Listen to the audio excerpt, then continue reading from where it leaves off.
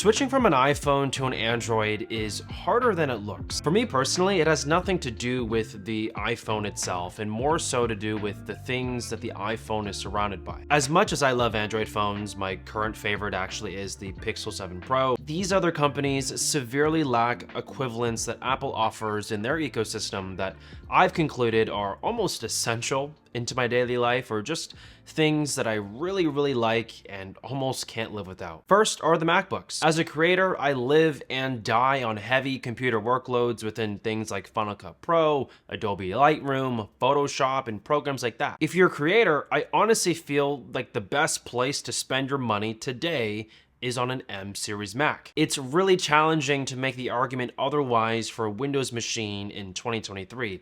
The value to price to performance ratio, it's just not there for Windows in my opinion today. And then by association, if that's my computer of choice, well, why wouldn't I go for an iPhone instead of an Android phone? Because if I get an iPhone with my preferred computer, which is a MacBook, I unlock a unity between a phone and a laptop that is almost unparalleled to anything else out there on the market. My messages, phone calls, and FaceTimes will all automatically sync and can be answered directly from my computer seamlessly. I can airdrop photos within seconds from my iPhone to my Mac, or if I just need to copy text or just anything from my iPhone to my Mac, I can do that instantly. I'm a big on-the-fly note taker. Like when I have a thought or idea that comes to my head, I need to get it written down as quickly as possible, and I found that the native Notes app built into the iPhone is really good for that. And I love the fact that all of my notes that I type on my iPhone are very easily accessible from the MacBook with no third-party apps required. I just have to click the Notes app and boom, all my notes are there. Okay, one thing I do want to clarify in this video is that everything that I just talked about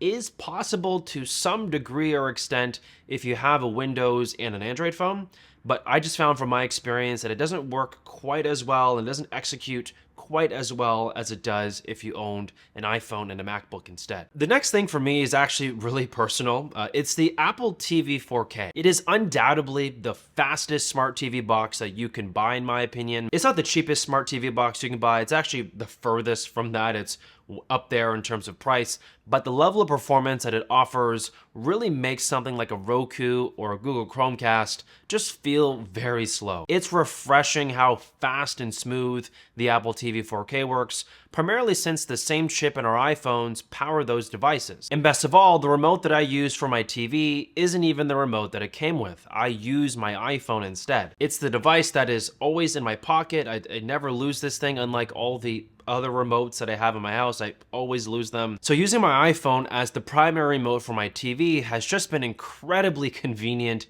for my own personal life. No third-party app is required. It automatically has a remote feature built in that is accessible from the control center. As for how I take care of my health, Apple Fitness Plus is hands down my favorite at-home workout service. For the last, I think, about 3 years since I've been using this service regularly, I just love to navigate and pick workouts through the Apple TV and even my iPhone if I'm on the go. It syncs directly into my Apple Watch, which I'll talk about soon later in this video. And all this health data that is getting captured goes straight into my iPhone, into the health app. So let me just paint this picture for you from my own personal life. If I full-timed and gave up my iPhone for an Android phone, I would need to really replace my Apple TV with something that's really fast and equivalent to that. And then I'll have to find an online fitness service that really works well and streams well to the watch that is on my wrist, and then all that data being captured on my wrist has to smoothly transfer to my phone, and that whole system just has to work.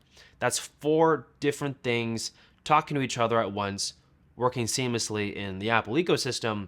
I'm not really sure that you can do that outside of Apple's ecosystem, because I've tried really hard in the past couple of years to do that, because, you know, iPhones, as much as I love them, there are other phones that I really like to use, but because of this alone, it makes it hard for me to get out of it personally, because I just love how the Apple Watch, Fitness Plus, iPhone, and the Apple TV all talk perfectly to allow me to do the workouts that I want to do at home or on the go. I can even extend this conversation to AirPod Pros. Don't get me wrong, there are a ton of great earbuds out there. I'm not disputing that. There's even arguably better sounding earbuds than AirPods Pro in my opinion. But even if there are better sounding earbuds, I still feel that the AirPods Pro is still king for how I need them to work in my life. They sound great and they excel in almost every category with no shortcomings, and they work like a charm on my iPhone and my preferred computer of choice, a MacBook.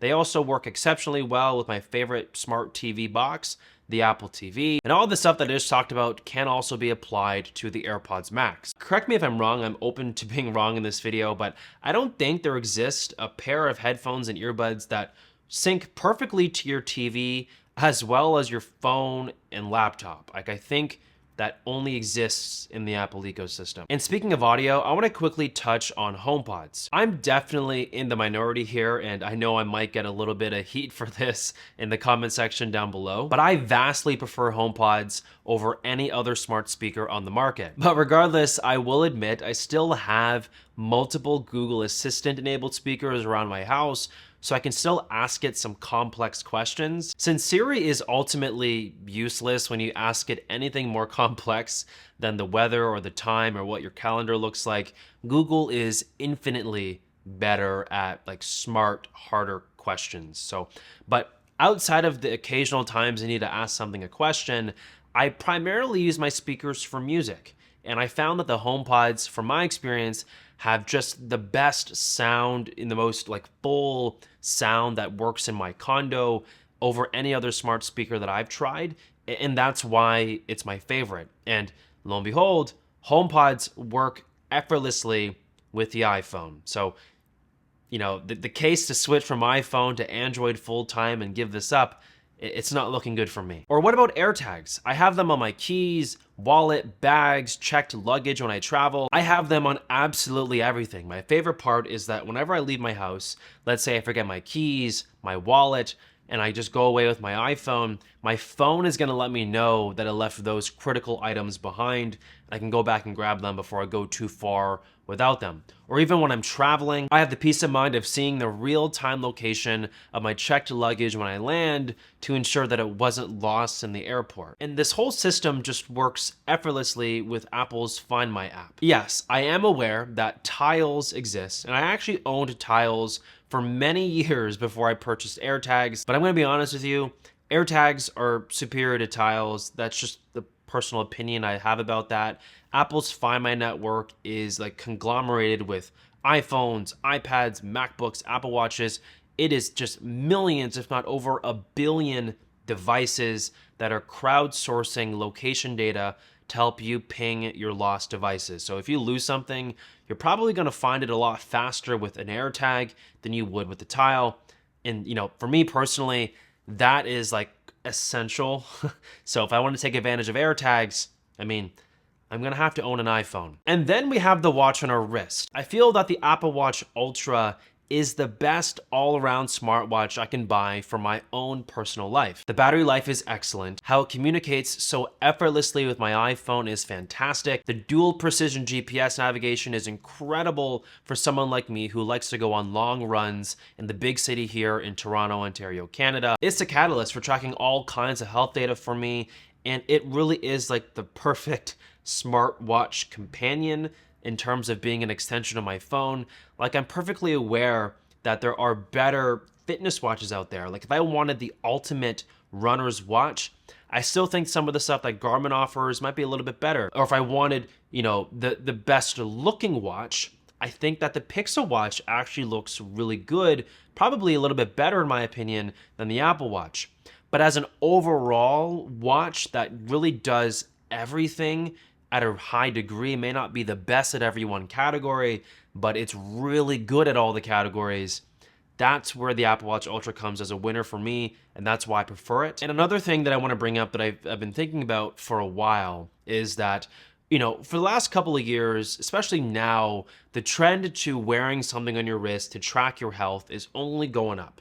More and more people want to wear something that helps them lead a more healthier life. And I feel that the company that dominates the thing on your wrist is ultimately going to decide the phone that you're going to use. Like, that is like the final boss decision of what phone you're gonna buy is based on the watch that you're probably gonna wear. Like, if you want a Samsung watch, you're probably better off buying a Samsung phone. Or if you like what the Pixel watch offers, you're probably gonna have to buy a Pixel 7 Pro or a Pixel phone to really enjoy that watch just a little bit more. Or if you really want to use the Apple Watch, like me, because I've concluded that it offers the most well-rounded recipe for the thing for my life, it automatically shuns the rest of the competition. I have to buy an iPhone because I want to use an Apple Watch. And in my opinion, like, let me know if you guys feel differently about this, but I find that I prioritize the watch on my wrist first before deciding the phone that I want to use. So because, like, I want to have an Apple Watch on my wrist at all times, I'm just forced to use an iPhone, or at least keep one with me. I can't fully switch over to Android. So do you see it now? Like, the iPhone is hard to replace, not because of the phone itself. There are amazing other phones you can buy in 2023, 2024. I feel are actually arguably better than the iPhone, but it's really the other stuff. It's the AirPods, the AirTags, the Apple Watch. It's all of that other stuff that significantly impacts my life. Apple has all this other stuff that I've just concluded doesn't exist at other companies. And if I didn't own an iPhone, I wouldn't get access to any of these services or other products that Apple brings out to the market that are just so good.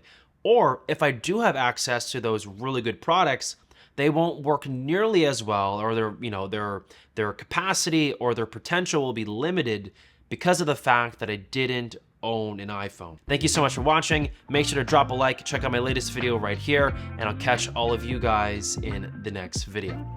Peace.